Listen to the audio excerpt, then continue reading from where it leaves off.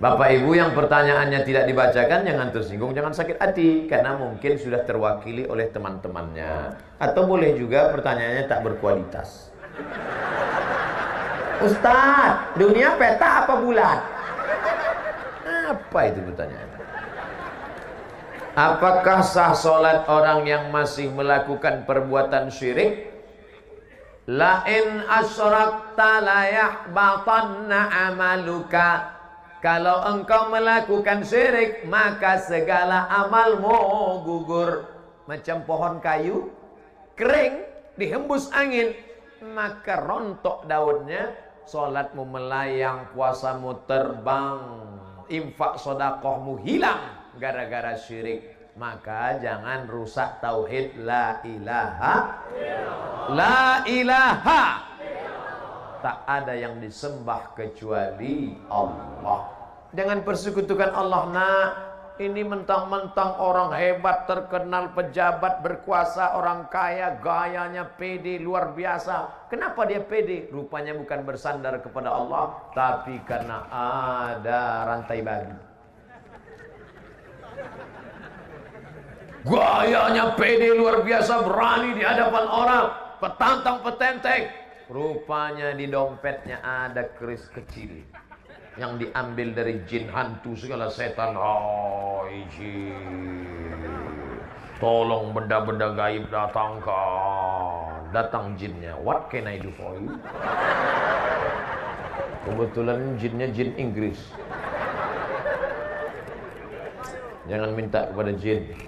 Akhirnya dipakailah cincin, yang di dalam batu cincin itu ada jin. Begitu diusap keluar dia. Itu Ustaz Somad pakai cincin. Saya pakai cincin, tidak ada magic-magicnya. Ini hanya sekedar suka hiasan saja. Mereknya pun Casio, kasih orang. Ustaz Somad, ya. Itu Ustaz pakai cincin, ada magic-magicnya. Oh, ada. Apa magicnya? Ini kalau dipakai duduk di rumah makan nggak bayar. Oh, hebat Pak Ustaz. Duduk aja, jangan makan. Jangan syirik. Jangan percaya kepada perbintangan. Adinda, mohon maaf ya, aku nggak bisa nikah sama kamu. Kenapa? Kamu bintangnya ikan, aku kambing. Apa maksudnya? Kamu kan Pisces, sedangkan aku Taurus. Nanti kambing sama ikan masuk angin. Masih percaya sama yang begitulah. Ingat, kalau sudah cocok, sesuai pinang dia, tawakal Allah. Bismillahi tawakkaltu 'ala Allah, la haula wala quwata illa billahil aliyil azim. Jangan syirik, maka rusak amal ibadah. Katanya Pak Ustaz, kalau kita beramal nanti amal kita akan kita lihat di hadapan Allah. Betul? Faman ya'mal mithqala dzarratin khairan yarah. Salat sunatmu akan kau lihat, puasa sunatmu akan kau lihat. Itu berarti orang yang syirik juga akan melihat amalnya. Iya. Terus amalnya dia lihat tapi tidak bisa menolong. Mau? Wa qadimna ila ma amilu min amalin. Amalnya kami datangkan. Ini sekolah yang kau bangun, ini panti asuhan yang kau bangun, ini orang miskin yang kau tolong. Faja'alna, kami jadikan dia haba'am mansura, seperti debu yang dihembus angin. Ambil debu, letakkan di tangan, hembus. Begitulah amal orang yang syirik. Maka jangan syirik. Kadang kita ini nggak mau syirik, cuman tergoda karena sakit hati. Hai Adinda, nikah sama abang ya. Apa kucing kurap? Kau mau nikah sama aku? Akhirnya marah. Marah itulah yang membuat orang menjadi syirik. Minta kepada setan, minta kepada dukun. Diambil ludah anak gadis tadi, dibawa ke dukun. Cinta ditolak, dukun. Hai Pak Dukun. Kan ada lagunya, hai Bapak Dukun. Tolong ini Pak, anak gadis ini sudah menghina aku nggak marah tapi sakit. Jadi gimana? Kamu mau nikah sama dia? Tidak. Najis nikah sama dia. Terus tolong buat dia tidak nikah sampai mati. Akhirnya Pak Dukun mengambil paku, dipakukannya ke pohon duku. Selama duku ini tidak mati, maka dia tidak nikah-nikah. Waduh, kan kasihan itu. Datang Ustaz Somad mencabut paku. Akhirnya perempuan itu pun nikah. Enggak ada, ngarang aja.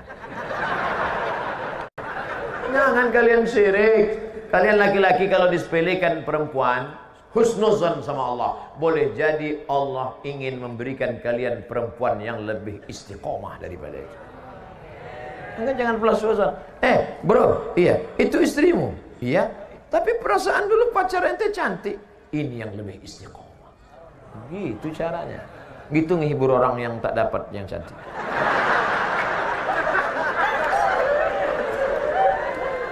Seperti pergi ke dukun. Jangan pergi ke dukun. Kenapa tidak boleh pergi ke dukun? Ada orang sakit pergi ke dokter. Boleh apa nggak boleh? Boleh. Ada orang sakit pergi ke dukun. Boleh apa nggak boleh? Nah, bingung. Saya ulang sekali lagi. Orang memang kalau lama dengar ceramah bisa error juga. Ada orang sakit pergi ke dokter. Dokter spesialis kandungan, dokter spesialis kelamin, dokter spesialis jantung, dokter spesialis kulit. Boleh apa tak boleh? Boleh. Ada orang sakit pergi ke dukun. Boleh apa tak boleh? Apa bedanya? Dukun sama dokter kan sama-sama D. Dukun sama dokter kan sama-sama orang. Dokter tidak minta kepada setan, sedangkan dukun minta ke setan. Satu-satunya dukun yang tidak minta sama setan, dukun Sunan. Lain daripada itu berteman dengan setan. Setan itu dulu teman kakeknya. Kakeknya ninggal, setannya hidup. Datang ke bapaknya. Bapaknya ninggal, setannya hidup. Datang ke dia. Maka jangan heran orang bisa berteman sama setan, setan yang dulu. Oh, aku adalah teman kakekmu dulu.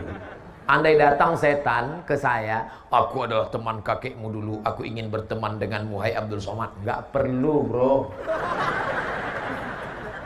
Gak perlu, najis teman sama ente. Memangnya teman ente banyak? Temanku sudah banyak. Berapa? Itu follower Instagram 6,2 juta. Saya cuma mau ngasih tahu aja. Oleh sebab itu maka jangan berteman dengan setan. Orang yang berteman dengan setan ada dalam Al-Quran Pak Ustadz, juz 29. Nama suratnya surat Al-Jin.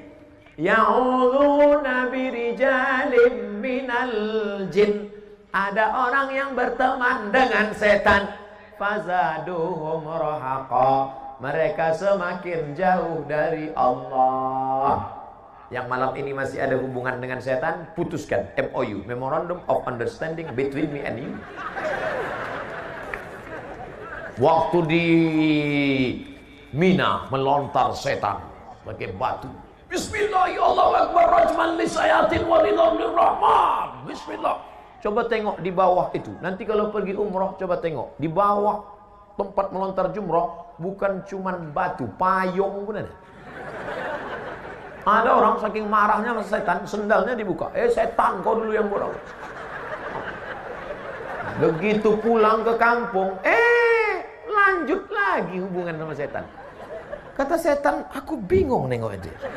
Kemarin waktu di Mina, enteng melentar setan sampai ke setanan. Sekarang ente yang melanjutkan hubungan ini. Ente serius, kata setan.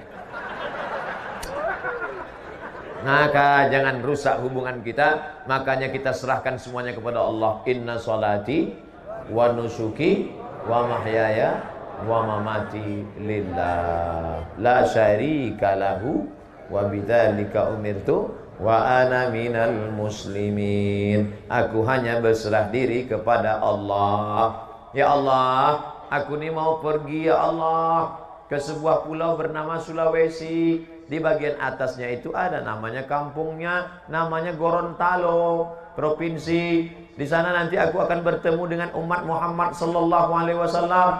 Maka kulangkahkan kaki bismillah tawakkaltu 'ala Allah la haula wala quwata illa billah. Andai mati saya, maka mati husnul khotimah. Amin.